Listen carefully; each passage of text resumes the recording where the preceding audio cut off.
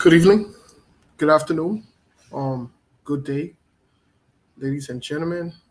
One of which every one of you a pleasant weekend. Welcome to the show. Welcome to today's edition of Mental Health and Wellness. I want to welcome each and every one of you. Welcome to the show. Today we are in conversation with Decontee from Minnesota. Um, she will be here with us for our topic. Our topic today is we have two topics or two subjects to speak on, um, domestic violence and abuse. We want to talk about both of these today. But welcome to the show in the meantime. Welcome to all of you watching us from around the world, those of you in Liberia, um, those of you in the Americas, Australia, and other parts of the world. We want to say welcome, welcome, and welcome. Momentarily, we'll be starting the show here. We'll be having our guests to come on, but let's share the show in the meantime while we are at it. While you are here, help us to share the show, invite someone. Let's talk about abuse. Let's talk about domestic violence, and let's get started on this subject matter. There's a lot to talk about, a lot of good things to learn, a lot of information to pass on, and we are optimistic that our guest would help us provide some context and some understanding to some of the subjects we will be talking about today. If at any point in time we do not end this conversation, we will definitely try to either reschedule, recommit, and get our guests to please come on and finish up this conversation. This is a big conversation. And we would like to ensure that we are having this conversation to benefit all of us. Either we know someone that is or that has experienced abuse, domestic violence, and so forth, or some of us were victims. Some of us, we could have been or we are perpetrators. It's important for us to have these conversations. So we want to welcome each and every one of you. We want you to please help us share the show with your friends, loved ones, and family members as we get prepared to get into this conversation.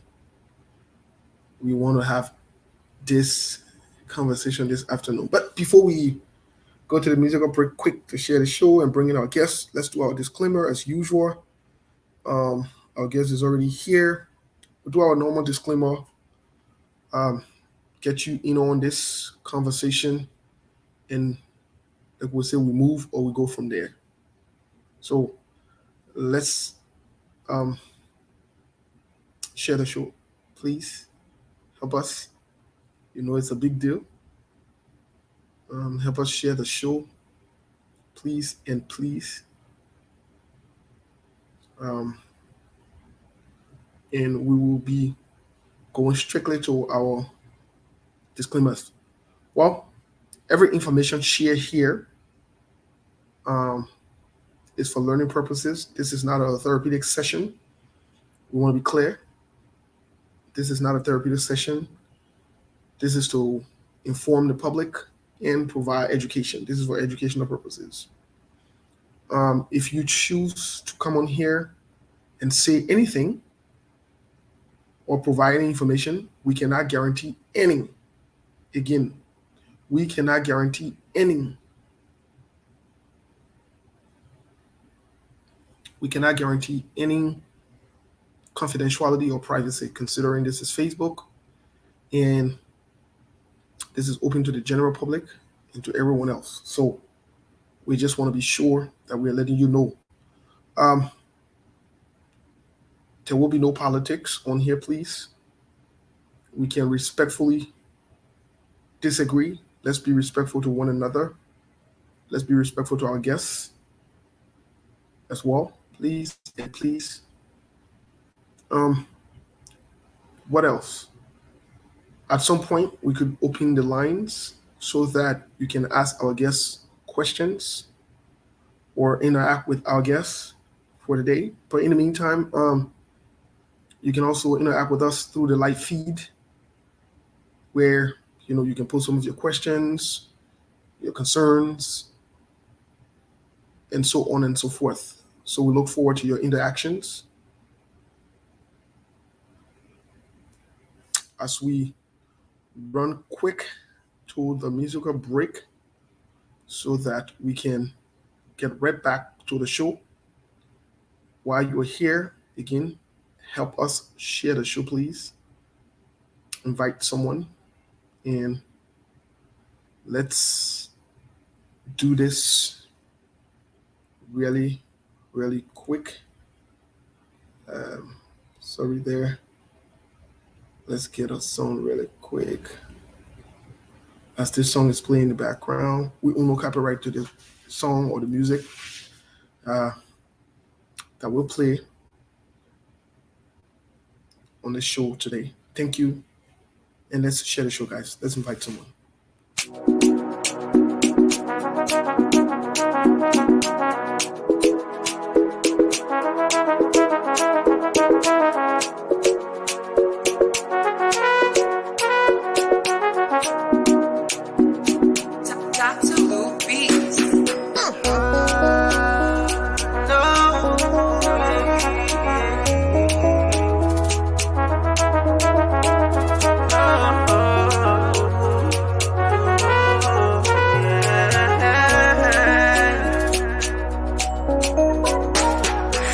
First time I saw your face, I knew I was in love.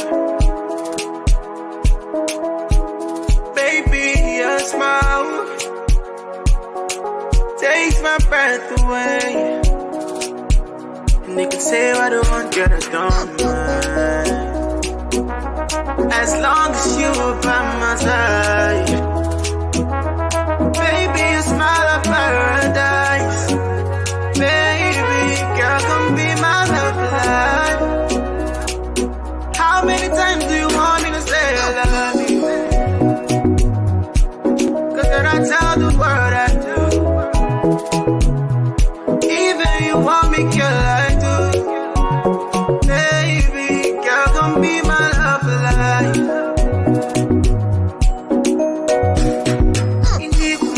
Inikuma. Girl, I'm by ilikuwa.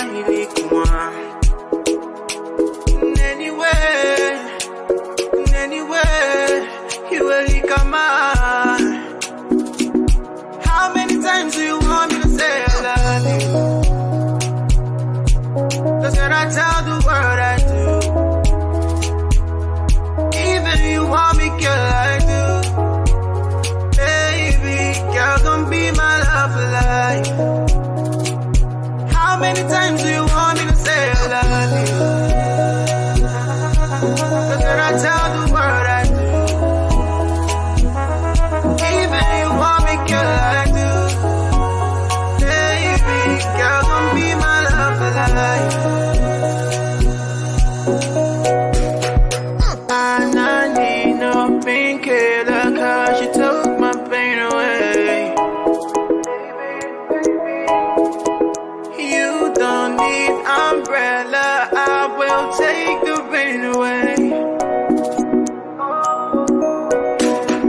Inikuma. Yeah, girl, I'm by ilikuwa.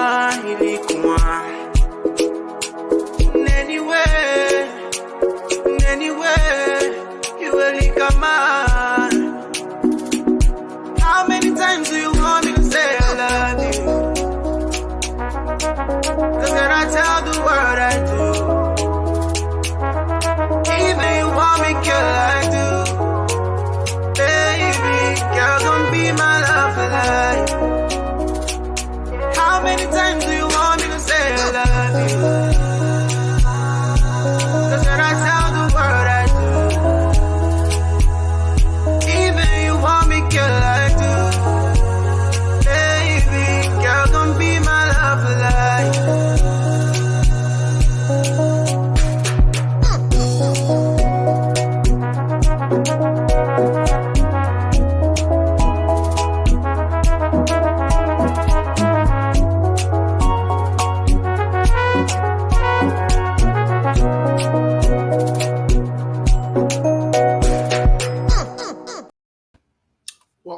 Thank you for helping us share the show.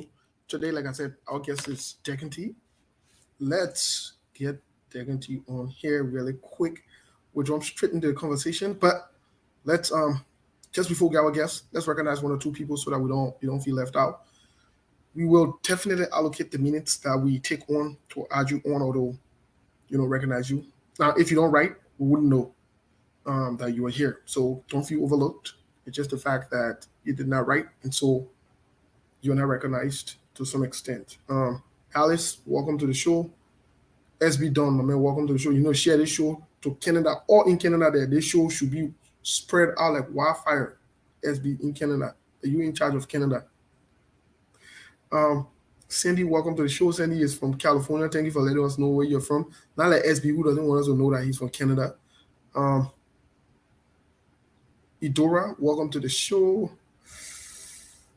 Henry,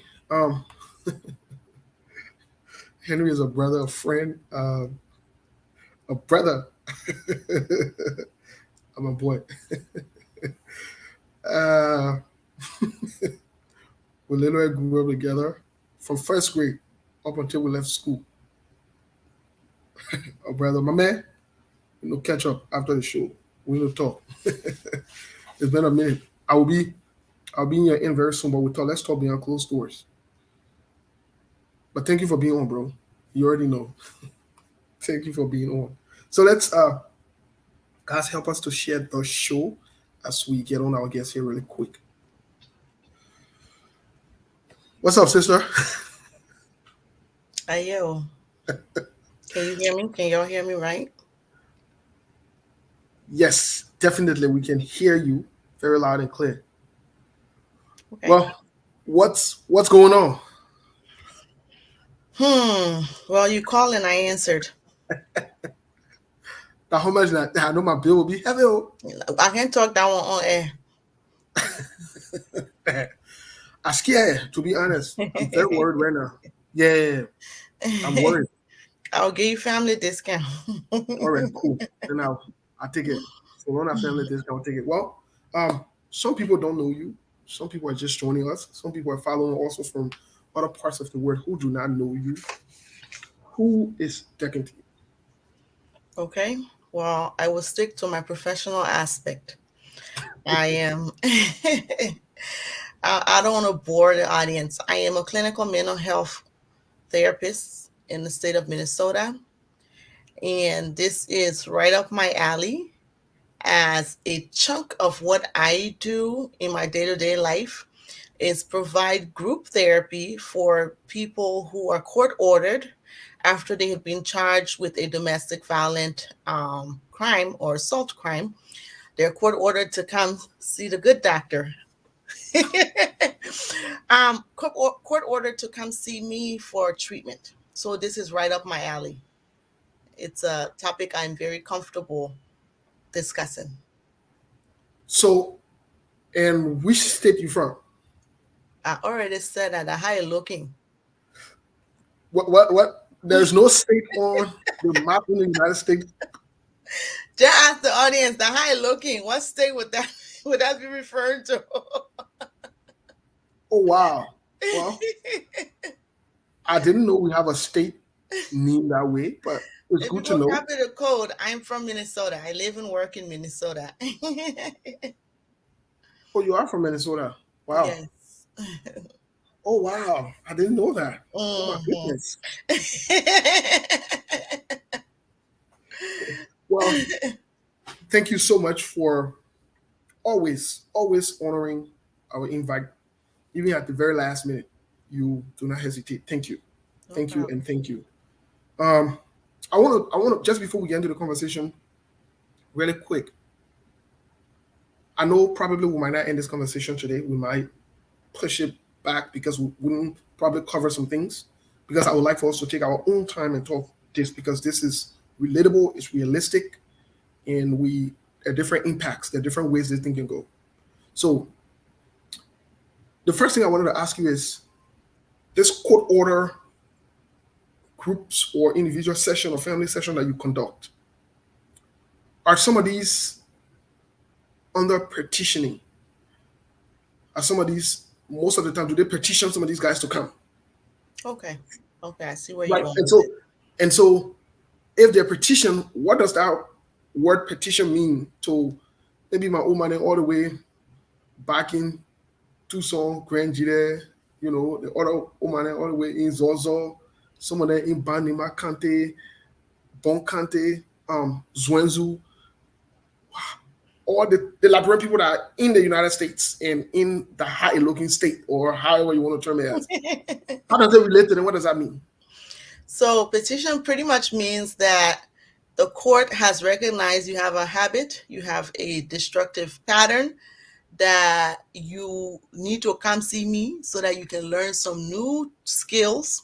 You can learn some new ways to be able to relate within your intimate relationships. That's what it means. Okay. So the flip side of this also is there is a court order also for addicts.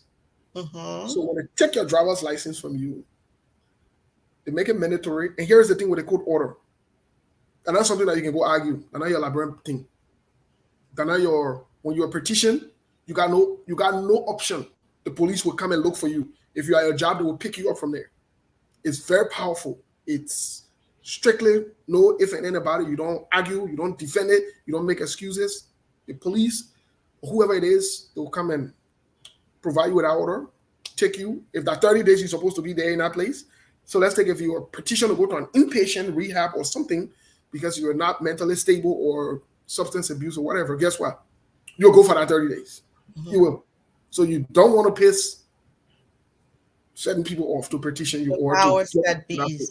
Exactly, to get you to that place. And most of the times, people that do this petition also are Decontee, myself, and other people. And we don't do it because we don't like you or you have a problem with us. It's done because there are empirical evidence and facts that show, like Decontee said, a behavioral pattern of certain things. And we feel as though you are not safe. We have to provide clinical, interventions, yes, to ensure that we do the right thing for you. So thank you for providing that clarity and that context. I'd like us to jump straight into the conversation. I definitely want us to jump straight into the conversation because this also has to do with mental health and wellness. It does. Mm-hmm. So most of the time people mix abuse with domestic violence. What would you say what would you say are the differences, or is the difference between both of them? Well, there is a marriage, so to speak, between domestic violence and abuse in relationship. There's a little marriage going on there. Before I do that, I actually brought one of my work pamphlet that I actually use when I work with people, right? And it has definitions just broken down of what is abuse, what is intimate partner violence, what is relationship abuse. So I have these definitions that I want to share with people, right? Mm-hmm. So, for example, domestic violence can take on any forms, right? It can be a form of financial cohesion, or not domestic violence, intimate partner abuse. It can take on a form of financial abuse. It can take on a form of sexual cohesion. It can take on a form of manipulation. It can take on a form of physical abuse. It can take on a form of emotional abuse, okay? So that's why I said these two are like a marriage, okay? And one thing that there's a myth out there, right? And I want to be able to break down this myth. When I say myth, things that we think we know that are not true, or things that we assume that are not true, okay? So people assume that when you hear domestic violence, it's only it only pertains to people in heterosexual relationships, or what, saying a man dating a woman, okay? Domestic violence can occur in any form of relationship, from heterosexual, men dating a woman, to homosexual, woman dating a woman, man dating a man, bisexual, where they date either or non-binary, who don't identify to the gender identities. Okay, so domestic violence can be found in any forms of relationship, and it's important for people to know that. um Another thing that I want to, so talking about what I do when I work with people, right? Like you said, some people are court ordered to come. Some of them bring their own self there to say, you know what, I have a problem. So there's a mix that I see. Some who come and say, you know, I just here because the people send me here, I don't want to be here. And there are those who say, you know, I realize that there are some things about me that I need to change. Okay. And regardless of the circumstances on which you come to work with me, when people come into my groups that I run, the therapy groups that I run, I always let people know that, for one, I'm not the one who court ordered you. That's the judge. You can take it up to the judge, especially for those who are court ordered, right? But for two, I'm here to provide you with support. There is something that is missing that you can get from being here. So I use a non-judgmental standpoint because we're all people. People go through things. People make decisions sometimes that negatively impact their life, sometimes positively impact their life. So I'm not here to judge you. I'm here to simply work with you for you to understand why the court saw it important for you to come and talk to somebody who is a trained professional, for you to be able to gain some skills, for you to learn about your own patterns, so that when you go back out into society, that you are less likely to reoffend. Okay. Our programs are usually 5 months long, so that's a long time for somebody to be stuck with me. But they understand that for 2 hours once a week, they gotta come and they gotta get this treatment that they need. Make sense? Yes, it does. Okay. And I hope it makes sense to everyone else. Okay. So, without further ado, I wanted to give you the definitions of the various kinds of. So, domestic violence can be termed as one person using physical or verbal force upon the other, right? That is violating of the person's own personal boundary and space, or emotional boundary and or space, right? So that is the domestic violence. Living with someone, married or non-married. What's that thing? Common law marriage. So all those forms, when you live with your partner and they use any form of physical assault on you, that can create a cycle of domestic violence within the relationship. Okay. It can also be emotional sometimes, where they're not putting hands on you, but emotionally they break you down. Emotionally, they say the most berating things to you. Emotionally, they just make you feel like you're less than.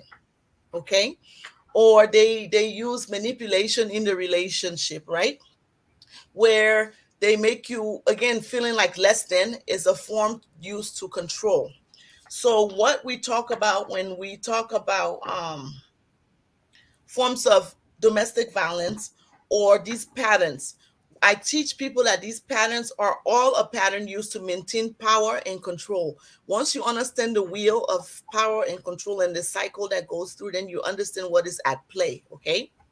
Now, before we talk about domestic violence itself, it's important to talk about our backgrounds and where we come from and culture, and how culture plays a role, one, into how we define our own identities as men, female, or our roles in society, right? Culture also play a role in how we interact with each other. Does it make sense? Okay. So I'm very mindful when I work with people of color, when they come and work with me. One thing I try to understand is this person's culture. So if I'm not from their culture, I ask questions that seek to know what are defining roles in their culture, right? How has their culture taught them that to be a man or to be a woman is? And just as I said earlier, domestic violence is not just related to men, women, but also it's not just related to men. I work with a lot of women who are court ordered to see me because they are considered the perpetrators of domestic violence as well. Okay. So I work to understand what has your culture taught you about who you are and what you do. and your place in your relationship, okay? And based on what their culture has taught them, I now teach them to examine the patterns in their own relationships, because understanding that nobody just got up one day and became an abuser, that these things stem in childhood, stem in how you come up, stem in your cultural exposure, what those around you told you was acceptable and non-acceptable behavior, being it verbal or non-verbal. Mm-hmm. So being it the things that I say and the things that I do, right? So I try to help the person learn to connect that key. For one, to say, okay, this is what my culture taught me. For example, if I work with a Spanish man or a Spanish woman, right? There is the idea of, I may be saying it wrong, but the machismo mentality that men, the people of the Hispanic or Latino culture have, right? And which kind of, in some ways, clearly can be clearly pushed over to the African culture. And that machismo mentality is the man wears the pants in the relationship. The man makes the rules. You don't question me. Those kind of thing, okay? And naturally, the women from that population also are taught, domesticated to say, well, you listen to your partner, they run the house, you don't question, even when they're asking you to do things that's against what you stand for, you can't say no, those kind of things, okay? And Mm-hmm. then I get them to try to see then. So now you learn these patterns, right? Of interpersonal relationship or functioning. You leave your home, you leave your childhood home, you become an adult, you start your own family or you start a relationship. You leave with the same patterns that were taught to you in coming up. Okay? So rather whether is a boy coming up who saw that his dad's way of working when he was not happy with his wife or his girlfriend was he beat her. That's a way for him to send his message of disapproval, right? And I Mm-hmm. just you. He comes up knowing that and he thinks this is a normal behavior. Again, going back to culture, going back to your childhood background, right? So he starts his relationship, and his pa didn't necessarily sit him down and say, my son, the way to show a woman that you disapprove that to be her, but rather he showed him, right? So he starts his relationship, to him that's normal. He goes into his relationship, his way of letting his partner know he disapproves of a behavior, a communication. It's a beer. Women, same thing. If the pattern that you came up with coming up in your household as a child was, my mom beats my dad when she's upset with him or throw things at him when she's upset with him, right? That's what I know. And when I move into starting my own relationships, I carry these patterns with me. So really understanding how childhood really impacts people and impacts behavior is important. So I work, a big chunk of my work is doing that, with helping people understand that. Not only that, um, what I provide for people is psychoeducation, right, on behavioral patterns, help them reflect on past behaviors and past patterns. I help them take to be able to take responsibility for their own actions in that relationship. I help them with making amends. Making amends means going back to people that you violated in which every way that you did, and explaining to them that, okay, I have been able to get treatment, I've been able to get help, I can reflect on some patterns and some behaviors that I engaged in with you that were not right, and I'm simply coming back to make amends with for this, okay? I also help people to just find ways to improve their interpersonal functioning. So to say, how I treat you as my friend, how I treat you as my brother, or how I treat you as a spouse, or how I treat you as a partner.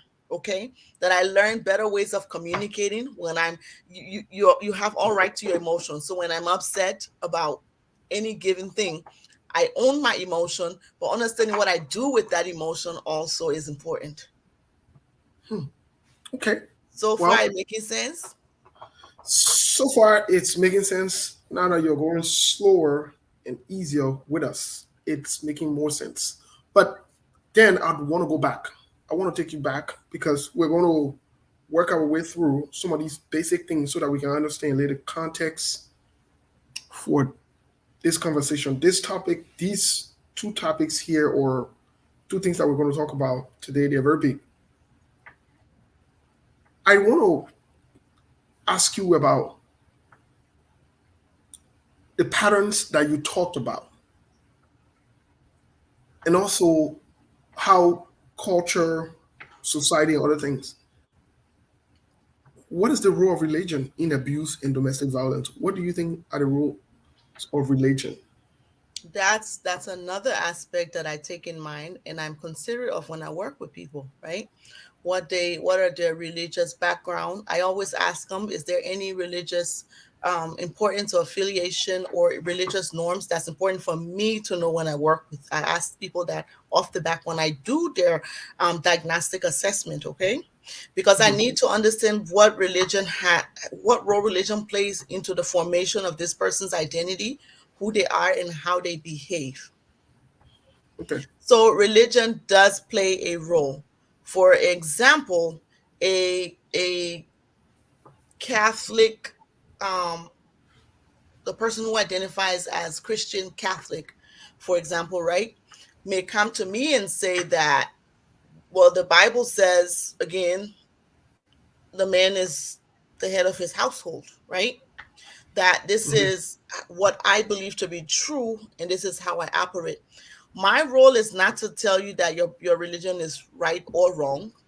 My role is to help you see how your religious influence, right? Mhm. How it has in some ways may have negatively impacted your decision making and the patterns that you engage in. Now, if you choose to say, okay, I realize now, okay, the Bible told me a man was the head of his household, but I realized that the patterns I was engaging in did not demonstrate that what a household, a man of his household should be, that I shouldn't hit my wife, that I shouldn't berate my wife. You get what I'm saying? Based that you have learned now these patterns and say, oh, okay, I can still be a man of my household without engaging in these negative patterns. Okay. So, based on what you just said,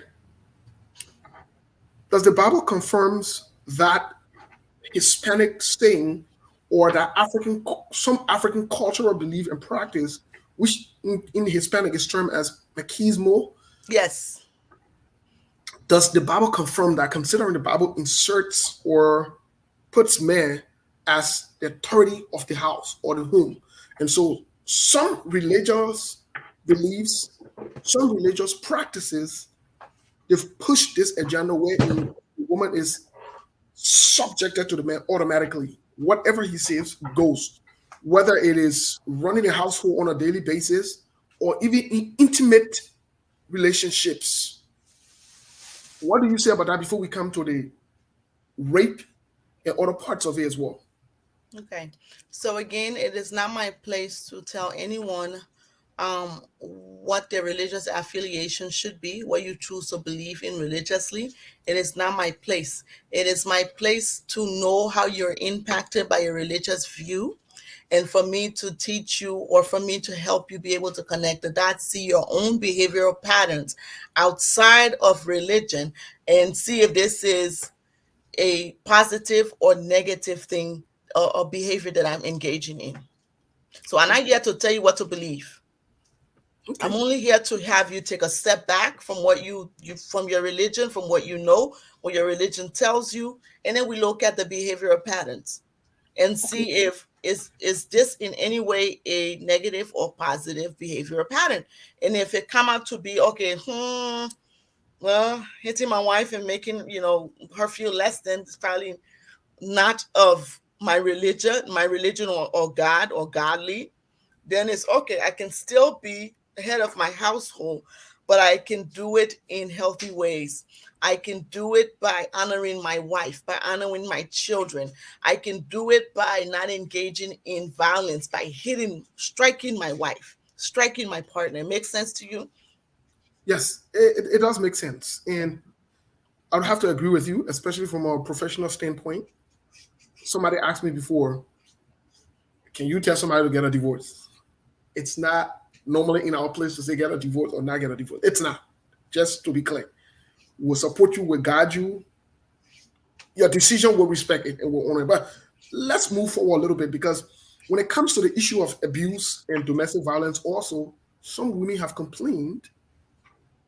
And let me ask one side of this question, I'll ask the other side.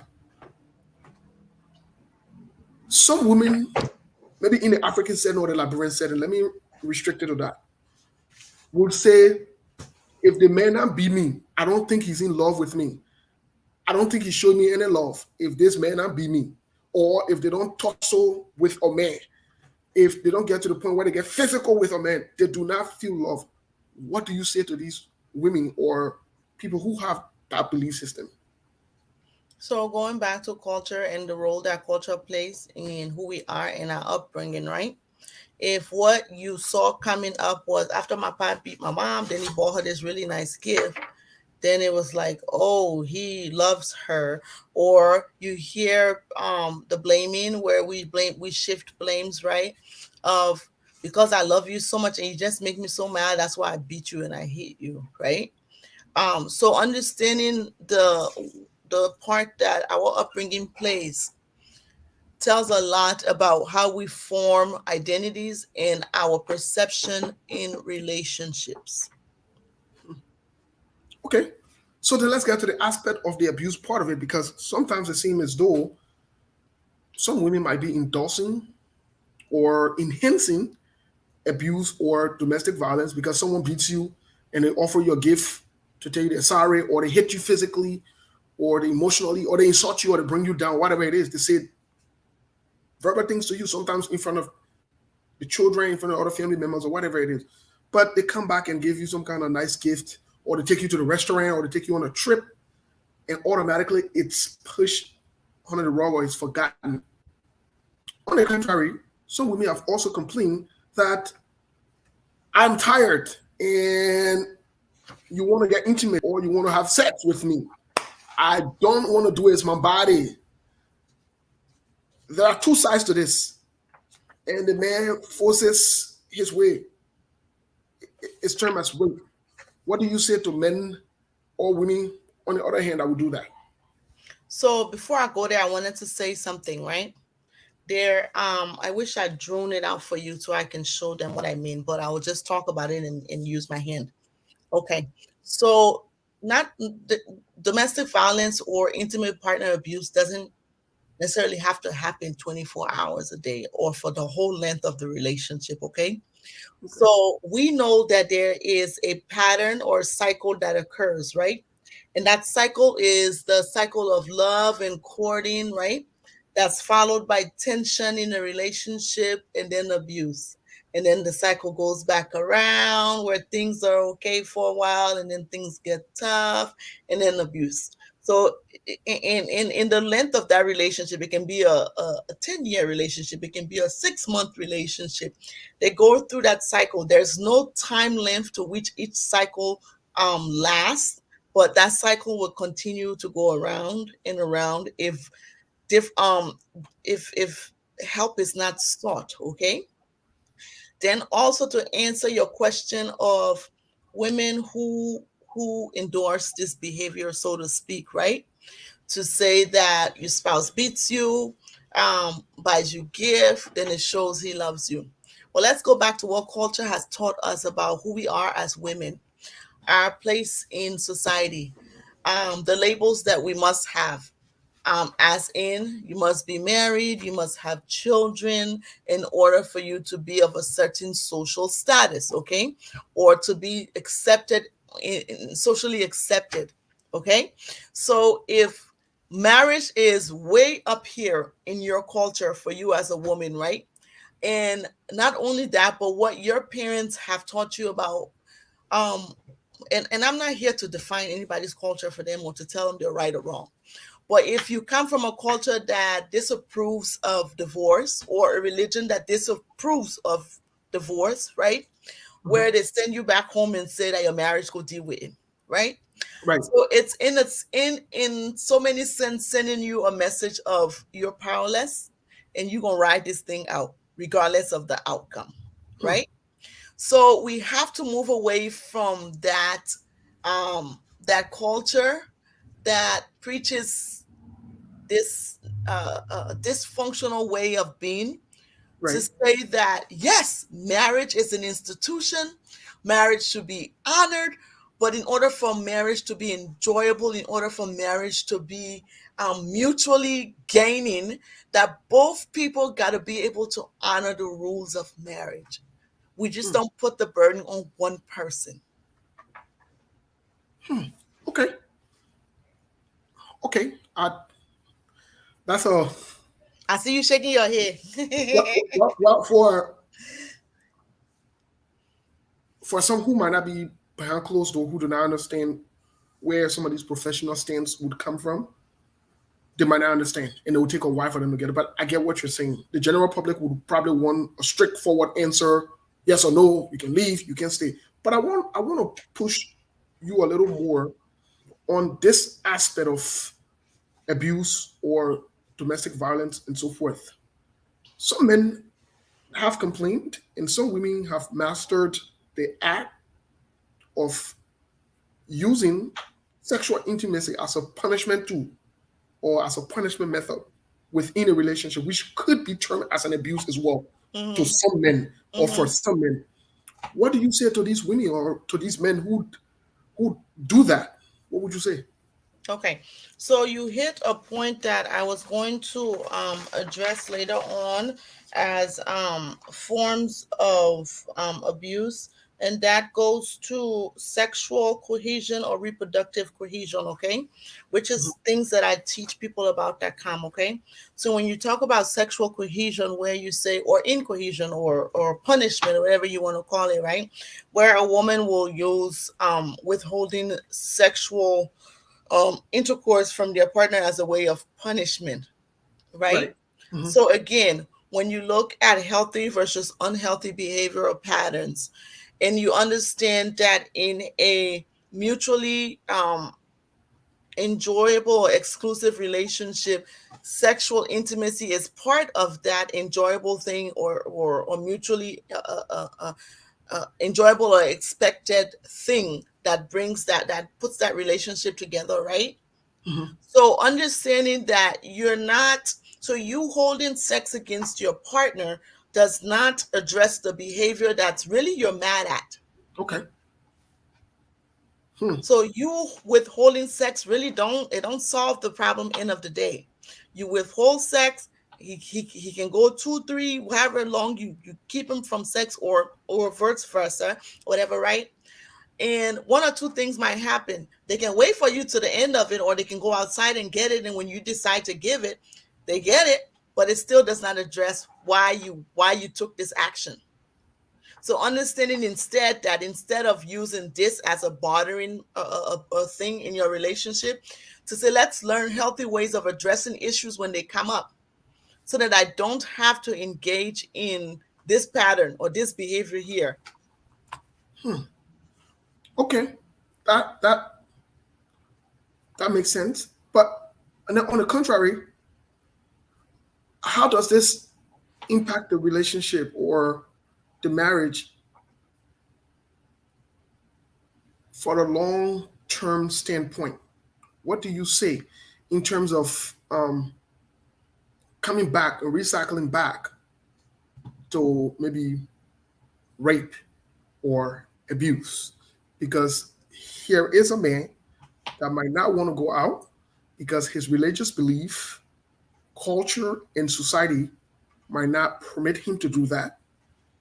Or maybe his title, his responsibility. And this man forces his way through. Mhm. What do you say? Well, that act in itself is wrong, right?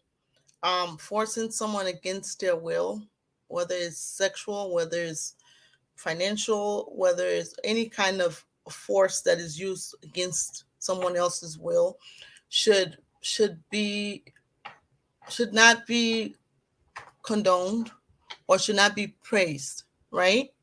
But saying, and you ask about long-term effects. So what happens long-term is some people remain married, but they remain in marriages that is dissatisfying, that they don't have the pleasure out of that marriage, right?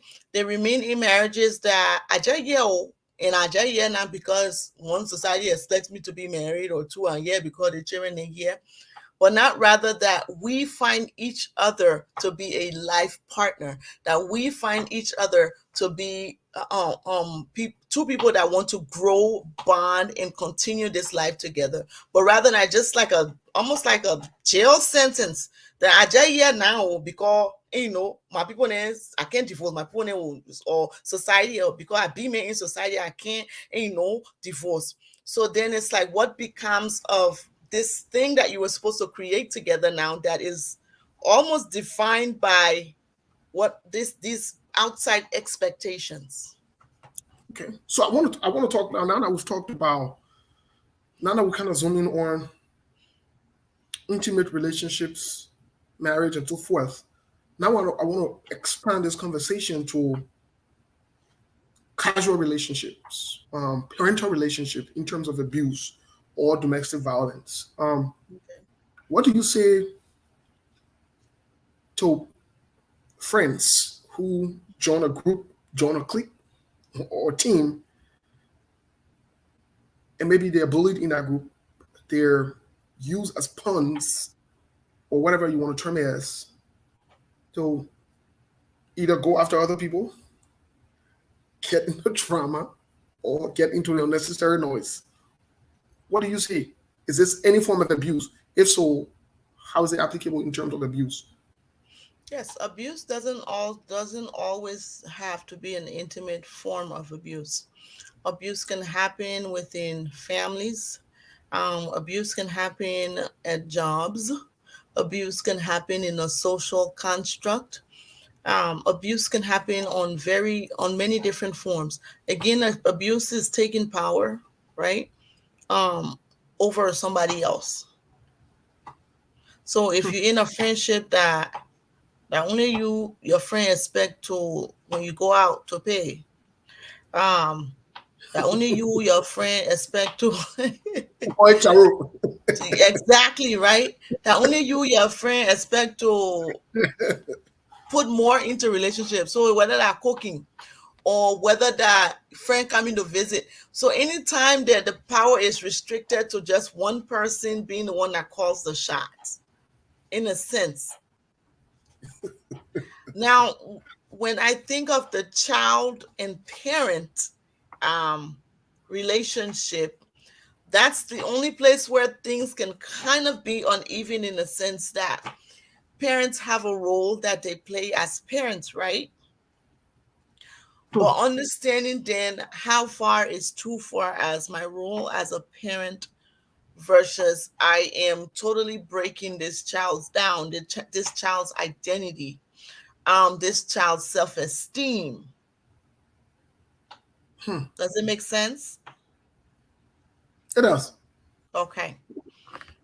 Okay, so then, on the contrary to this, also, I'd like to bring in a parent relationship in terms of abuse and domestic violence, wherein, especially in Liberia, which is very common, and it's not uncommon for parents to say, you know, they see you at a very young age, they see you coming with bag of rest, they see an older man who is of your father's age or equivalent to your father, and oh, that your friend? That your friend? I said they get that bigger now. And they use the children as a means of either survival or however way you want to term it as. And it becomes a continuous cycle. How is that abuse and how does that impact that child's life going on? What do you say? So that in itself is not just only abuse, but it is exploitation. Okay. So now you're using this child to as a almost like a means to an end. So when you're condoning the abuse on that child, but you are exploiting who this child is for your own benefit. And so the long-term effect of that is going back again to trauma, right? And understanding when somebody has been traumatized and the impact of trauma. So the impact of trauma, um, in the long run, what we know from we as clinicians, right, is that there's a cognitive impairment. Okay, so it means what is cognitive impairment? It means like my understanding and my functioning and decision making is impaired. Okay, it impacts your emotional regulation. It means how you're able to regulate your own emotions, right? Right. So many people you see with traumatic histories have a higher level of emotional dysregulation or emotional outburst. Okay. Does it make sense? Mm-hmm. Okay. People also with this level of trauma have attention and focus deficit. It means that you can't pay attention for too long or you can't focus on something for too long. Okay. It impacts people's self-esteem, how they see and think of themselves and who they are, right? Mm-hmm. It impacts social skills, ability to have a well-balanced social skills, to start conversations, to hold conversations, to be able to interact and just be with others.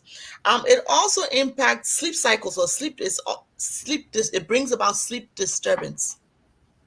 Hmm. So when you think about the long run of your child's well-being, that this act or this behavior today that you are exploiting or you're allowing to go on, that in the long run, this child may not be a fully functioning person of society if the right support is not there, that they will live with those impacts of trauma for a long time, that they're in their own relationships. Some people who come from those kind of backgrounds are unable to have stable, healthy relationships. Some of them might also go into patterns where they too go into abusive cycles in relationship because that's what they know. Hmm. So on the other end, just before we move on, this is on the other end. I'd like to add or expand something on it, on what you just said, and I 100% agree with you that this can have a long-term impact on a person as time goes by. It can even become a habit, a style of life, or behavior pattern, or something that. So would you also say this goes a long way wherein um, people become codependent even when they have the means to provide for themselves, which I term as a means of prostitution, because when you exchange sex for certain things, that prostitution, whether you like it or not, whether you want to see yourself like that or not, that's the definition of it. So it's applicable in that case. I don't know, other people might use other words, but people might say harlot, prostitution, and I'm not afraid to use the words based on how I see the behavioral pattern. But can they also lead to codependency, wherein people pass around, even in America, they say, oh, the man might take care of me, and you spend money on me, you got to spend money on me, you got to do this, you got to do that, even where you are able to afford for yourself. What do you say? So going back to cycles and how we're domesticated coming up, what culture says about what is approved behavior, what culture defines as our roles in relationship. If you come from a culture that tells you that when you marry, your husband takes 100% care of you and responsibility of you, and you must do nothing, then you come with that mindset and you go into your relationship with that mindset. Now, if you go into a relationship where your husband co-signs that behavior, if that's his cultural background as well, that he endorses that, then y'all are okay to function. But if you go into a relationship where the man does not endorse that behavior, there becomes, again, remember we talked about that cycle of love, first love, courting, and then it Right. goes into those tension, right? So then tensions start to hit in a relationship because he has these reprieved feelings, so to speak. He vests with you by way to tell you that he's not happy about this your behavior, but he can't just verbally say it, or maybe he has verbally said it to you before, like, honey, I think you need to go get a job. And you sitting here like, but no, my culture, my mom stay home, my pa took care of her, my grandma stay home, my grandpa took care of her, and my sister sitting at home too because of your job, that your role, right? where it's like, okay, he's verbally told you nothing happened, or he may not have told you nothing happened. Then and if he doesn't have the right outlet to be able to get this thing, this frustration out, right? Mhm. He more than likely will use a behavioral way to send the message across that I'm not happy with this. And that behavior then looks like physical abuse, looks like verbal abuse, looks like intimidation.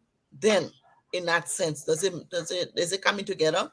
Yes, it makes sense, and you are correct on this wall. Considering these are some of the things that we see commonly, but we overlook them, you know, and we think they're a joke or people will just it's a one day team. Maybe you get fair today, but we'll forget it, you know. But again, you're right. So I want to move just a little further into this whole social abuse and so forth. I know we are not maybe legally or professionally authorized to say leave your relationship because of different liabilities, you know, lawsuits and other things, you know. But at what point would you get the state, the government, the security apparatus, the protective services involved in an abuse or domestic violence case as a professional? Or when would you tell your clients or your patients, or maybe just like viewers and other people who might watch this show to say, now you need to call the authority into this? At what point? Okay. So, as a mandated reporter, and what that means is based on our profession and what we do, the state holds us to a level to be the eyes and ears for when we see people being abused, that it must be reported. That is just what mandated reporting is, right? I tell my clients all the time, and especially when I run group therapy, I have a joke, a running joke that I use, and they all know, we understand. I tell them I'm a certified snitch, and I tell them that, I have 4 instances in which I cannot keep that confidentiality that is given to the therapeutic relationship. And that's if you report to me that you want to hurt yourself, you want to hurt someone else, someone is hurting you, or in cases of when people are court ordered to come see me, when they make contact with the other person, if there's a standing court no contact order, I can't keep those. I have to report it to the state, okay? And also, when this will be something that I report is if there are children in the home, this gets reported, because children and people who are considered vulnerable adults, the state steps in for them Okay. in Well, America. Now, in interesting. Liberia, because we know our justice system and the inadequacy of it, our children and vulnerable adults don't have the same protection. Well, so basically, what you're saying, in essence, or in a layman's term, would be if you and your baby pal, your baby man decide to do what you all want to do, even though you've been having this fight for a long time and the man threatening you that you hurt the children, it's on record, you got restraining order against him, but you're still getting that brand mentality that my baby man, oh, fire, John, to cash. Because there are risk potential here. It might seem like a joking thing, but there are risk potential here. And again, the perpetrator could snap at any moment. We don't have a wind on him or her to say, oh, today he will behave himself, today she will behave herself. That person could snap anytime. So again, you want to be careful, because when we get aware of it, we are mandated to report it, especially when we know that the person has a weapon. Let's say the man got a gun and he threatened you before, and you report it, you got a restraining order against him. Listen, we're not trying to spoil your relationship. We're just trying to do what we have to do, because if we don't do that, it backfires to us again. Now, this could cost you your license. This could cost you to lose everything. Everything. It will even make you to go to jail or prison. Mm-hmm. It's very serious. It's not a joking thing. No, go ahead, please. To add to that, Steve, I always, regardless of who I speak to, I always encourage people to know their local crisis lines in their whatever state or areas you live. to also people who find themselves in abusive relationships. Know your local domestic advocate resources in your community. Again, we can't tell you to stay or leave, but Right. you can get support with calling the crisis line and talking to a professional, or maybe it's just for that moment where it's like, okay, this, I can't take this no more. Before I do something that I may regret, let me get some help. Let me Hmm. talk to someone. So know your local crisis lines, and the mental health and mental health awareness has been broken down so well that there is crisis lines by counties of in the US, of course, where you live. So, Hmm. for example, most Liberians, majority of Liberians here in Minnesota happen to reside in Hennepin County by way of Brooklyn Park, right? So people living in Hennepin County, know your crisis hotlines. Know your adult crisis hotlines that you can call and get help. Some people don't want some people do not want, almost like they're afraid, especially those who find themselves in very abusive or toxic relationships, right? Where it's made to seem like, oh, so you call the police on me, I will deal with you, kind of thing, right? Where you can ask for help in many various ways. You can, when you go to the doctor, you can let them know you don't feel safe. They will again use local resources, right? Local crisis centers, right? To be able to create an exit plan for you that is safe, that you don't get hurt, that your children don't get hurt in the process. If children happen to be victims of abuse who are in homes, when you go to school, you can share this with a trusted staff. When you're at the doctor, yes, at the doctor, you can let the doctor, you can, if even if it's a note, because children are sometimes underage, even if it's a note you wrote and you just gave it to a nurse or anyone that checked you in, because we understand abuse and the cycle and how people have been victimized even to the point of death. Right. Many of us who work in the social service field understands that people can have ways of asking for help that is not overt, right? I have learned in recent times, especially with the start of the coronavirus, Hmm. that if me and you are driving, Steve, Hmm. and we see a child or a woman who does this in the window, this is a common sign for help. Right. Okay, that if I'm driving and I see a child did this to me in that window, that it's not my place to go chase no car down to be superhero. But if I can get that license plate number, and I can call and say I want to do a welfare check. This is the license plate. I saw a child who looked like they were asking for help. The police got it from here. Right. Okay. Wonderful. Thank you so much for another place also that can be used also is the school. The children Yep. can. But largely we are trained also to pay attention to body language and other things, whether they're from the parents or from the child. We pay attention to all these different things. Don't think that we're not paying attention. We would ask the relevant question if it requires taking that person, that perpetrator away from that child or the victim. Would put them aside, separate them, and speak to them separately, just Yep. to know and document some of these things. So Yep.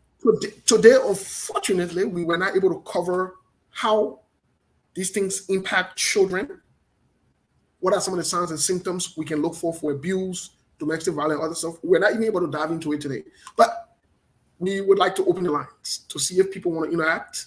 Okay. Um, because, and then hopefully, I know I already have a big bill. Um, let me take a deep breath on this one. I know, I know I'm going to get Don't this worry, very. the audience will send stars. They will send you stars. You have to start sending your 100 stars to SKTV. They got Yes, built to so that we can be able to fulfill or pay our bill. Please, guys, this is serious. So is it possible to secure your services for next week? I would check in and let you know before midweek. All right, good. before Because I we think next week I have an eye appointment. So I don't know. I'll check in and let you know, okay? yes, if not, Okay. we'll definitely have you back here very soon again, please, so that we can have this conversation, talk about the signs and symptoms, talk about how it impacts children. Because, like you said, it's a cycle. It didn't just start like that. It's not somebody just woke up one day and they just wanted to do certain things. No, that's not how it works. Exactly. It's a pattern. It starts from somewhere.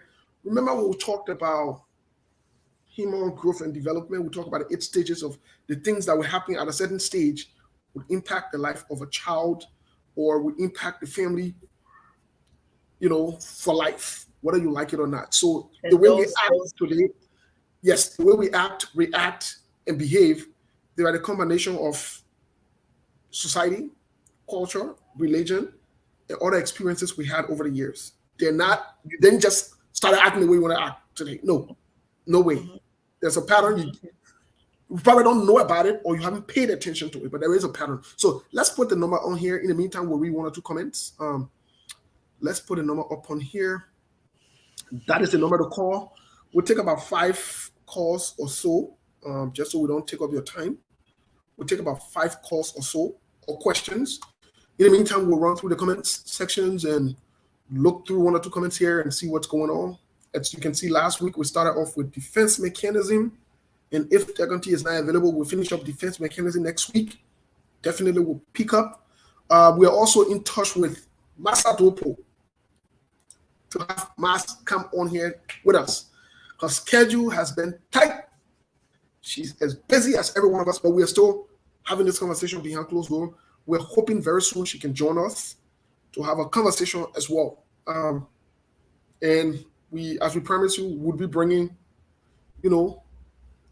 our people on, your people on, my people on, Liberian people on, to make you to understand that we're in today as well. And we're also going to be bringing other nationals as time goes by to talk about some of these things. Relatable facts, you can argue, you can debate it, that's okay, but the facts are there and they're glaring. So let's go to the lines really quick. Let me see if there's any call. But in the meantime, we'll read 1 or 2 comments here. I'll run through the comments. Sorry if I don't pick your comment. Doesn't mean that I don't like you or have a problem with you. I'm just going randomly. And so we'll do the random thing. Let's see here. I want to get to. So, okay. I want to read that one. So some Eric B. Some Eric B.W. J.E.H.J. This is what he said. Hey, Decontee, how can one get in touch with you to have a private interaction with you? That is his question to you. Eric wants to have a private interaction. I'm not sure what he means by private interaction, but Eric. So to be quite frank, my answer I give is very general. In a sense, as a professional, I have to know boundaries. Eric, I cannot provide you any clinical or professional feedback as you're not my client. If you want to take me on as your therapist, you can Google or research where I work in the state of Minnesota. Hopefully you live in the state of Minnesota, because my license only covers the state of Minnesota. So I can be here in Minnesota doing therapy for somebody in Arizona. That is illegal. I cannot work that way. Secondly, because of boundaries, again, going back to boundaries, right? Eric, I cannot stay up at odd hours answering or providing services, right? And the most appropriate thing I can do is refer you then to your own local crisis. If this sounds like a crisis, where I can lead you to your crisis or help you to be able to find resources in your community where you live, so that you're able to get the appropriate help. I hope that is something that is more general and can answer not only Eric, but other people who may be wondering. Yes. And so let me say this clearly. Maybe sometimes we don't talk about it. This is very expensive. I'll be honest with anyone. Mental health services substance abuse or do a diagnosis, they are very expensive. They might even be expensive more than your primary care doctor visits and care. They're very expensive. Let me just be honest. It's not a play. It's not a joking thing. It's very serious. And the third part about it, I also say we're not discouraging anybody. It's good to seek help. If you reach out and maybe we cannot provide the services, we'll always do something we call referral. We'll refer you. Yep. Somewhere. Yep. We'll provide you with some kind of resources to refer you somewhere. But here is something I want to say also to our Liberian people. This is not a place for you to come and argue. We don't create arguments. We're not here to defend. So you don't come there and want to tell us how to do what we're supposed to. No, it don't happen that way. I'm just being serious. And these are some of the challenges we face with, some people. They come there, they want to argue.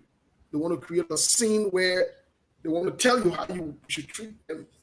You don't go to your doctor and say, don't provide me Tylenol. Don't provide paracetamol. You should take. So, well, in as much as I'm kidding, but it's good to seek help. We're encouraging you to seek help. Yes. Reach out to Decontee. You can reach out to me. And if I can support you, I will help you to find your local resources wherever you live, and how you can use your insurance card. On the back of your insurance card, call the number that you can ask which places they work with, that your insurance is approved for you to seek mental health services. Yes. So personal issues, I have a boundary on that. I cannot work with you for personal issues. You're not my client.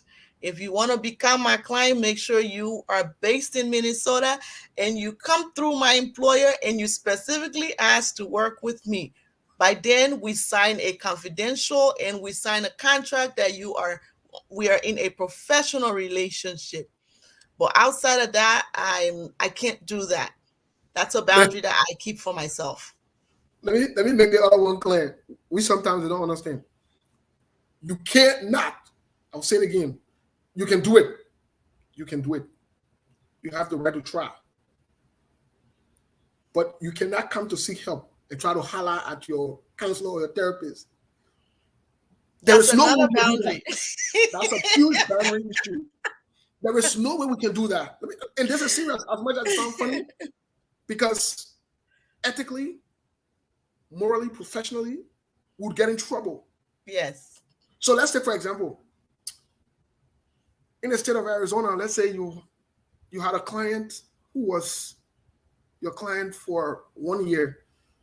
You know that you cannot date or talk to that person even after they've been your client till after 5 years. Neither can you talk to your family member or their friends. You can't do that. Yes. So you see, it's a serious problem. So if you are coming with a notion because you've been trying to talk to Decontee and you couldn't get hold of her on the show, so you want to holler, good luck. Thank you for clarifying that. Let's seek help. This, in as much that we joke with it, but we joke with things, but these are serious things, serious issues. Silent means consent, like we say in Liberia. Maybe people got the message and it's clear. But we encourage you also to reach out to us. If you have your story, you want to maybe tell your story, reach out to Decontee, reach out to me. We'll bring you on the show. We will scrutinize the story first before we talk about it. Let me say this. I will not come and talk drama. It must be educative. It must be informative. Zero tolerance. We're not doing drama. We're not coming to bring your husband, your boyfriend, your come here. But no. We're not going to do that. I will not be held liable for anything like that. It's not going to happen. So if you want for us to talk, we've had people who come on here and give out experiences, how they work through things and other stuff, most definitely. And we can have those general conversations. What's next? You said you were going to open up the phone line. Yes, the lines are open. The numbers on the screen. Like I said, silent means consent. Maybe the people enjoying the conversation alone. You ask questions. Yeah, don't be scared. Don't be shy. Let's see here. Okay. Kim Kind said this. Nowadays, those same girls that were exploited by their mom or grandma now don't have any self-respect and condone anything. Date men their dad's age. That's all. So Kim, you come back and confirm what I talked about: impact of trauma, long-term impact of trauma, right? Where part of what I explained was self-esteem, that your self-esteem becomes damaged or very negatively impacted, right? Where the way you see and view yourself is so low, and sometimes we run to what reminds us of our abusers, because it is a place that's normal and a place that we can predict. In a sense, when I say predict, I'll be here, you will cost me, you will do this, you will do that, but I can still survive because I know how this is a place I know.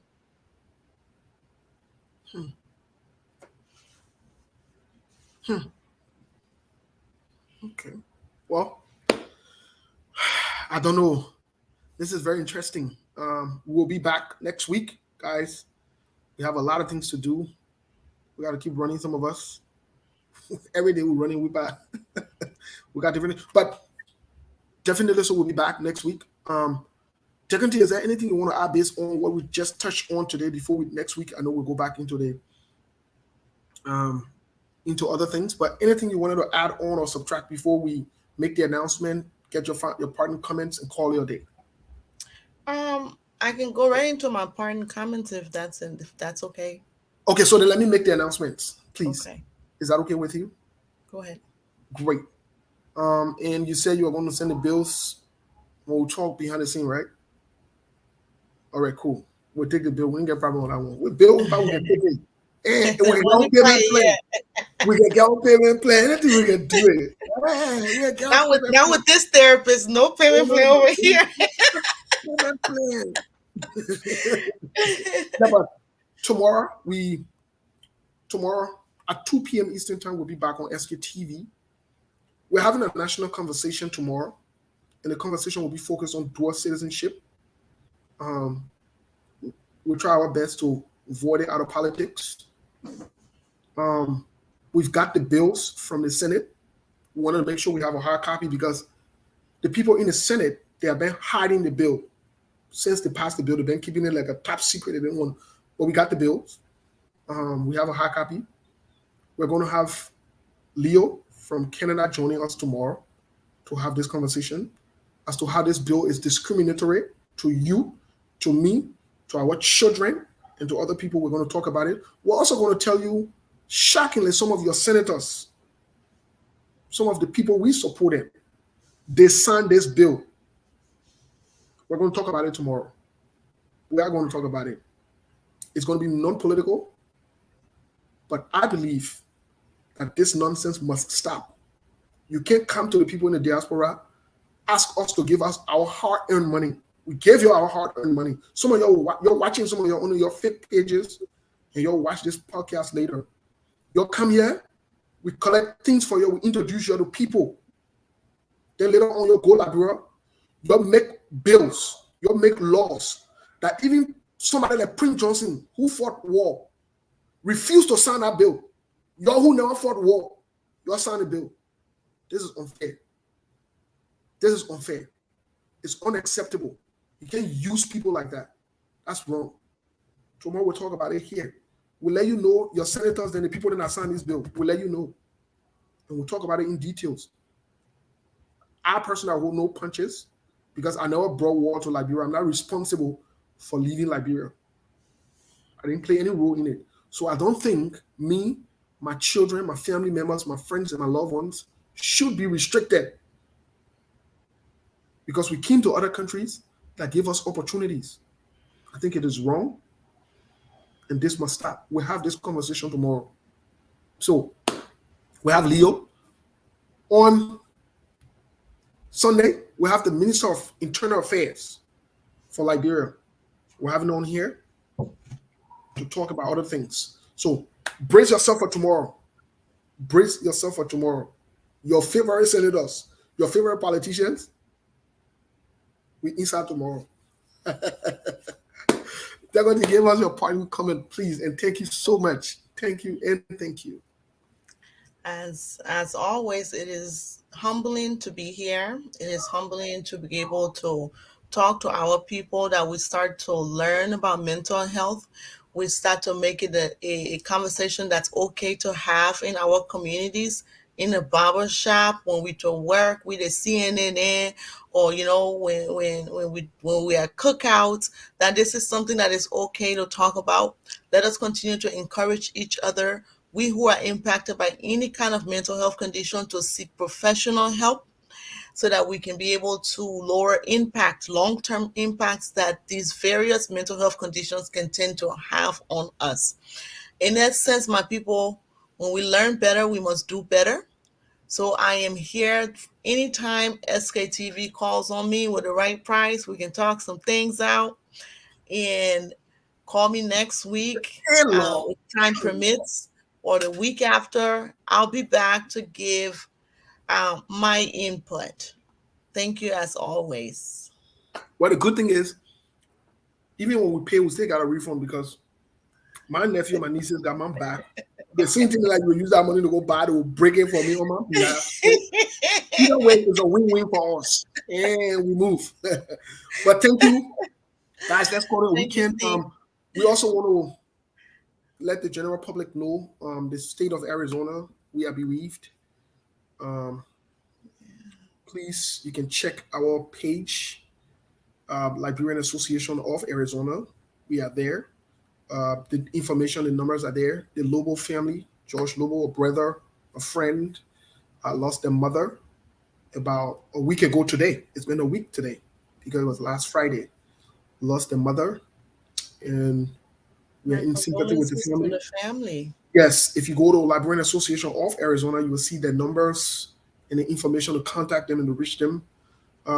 This is part of showing support. We need it. So the people of Arizona, we extend our condolences to the family. We are working on different aspects. We'll be letting the general public know, those of you that want to come for the funeral services.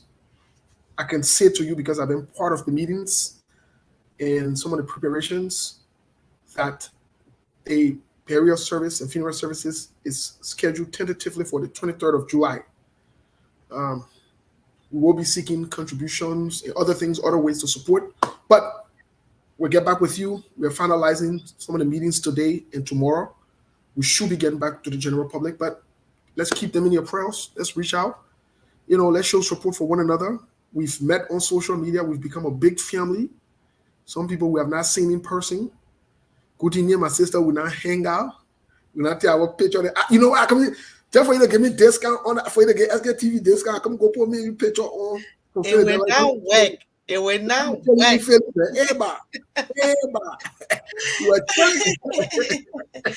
It went now work. But thank you. Happy weekend. We'll see you guys tomorrow. We have a big national conversation to have. Dual citizenship. We will have that conversation. Thank you. Thank you. Tune in tomorrow. Same station, same place. At 2 p.m. Eastern time, we'll get started. Thank you. Let's have a good day. Thank you.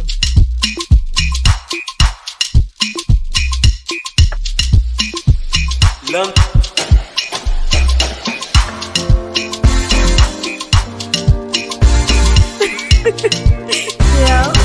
It's Find a friend like me. Find a friend like me. If you not want betrayal, find a friend like me. Find a friend like me. Find a friend like me. If you not want betrayal, find a friend like me. Bombe oh, find a friend like me. Bombe jene oh, find a friend like me. Find a friend like me. Find a friend like me. Hey, see bestie. The bestie not sweet like my bestie. The bestie la bestie. Find a friend like me. I say, see bestie wanting to wealthy. Find a friend like me. I hear them say they want me go. I say So my day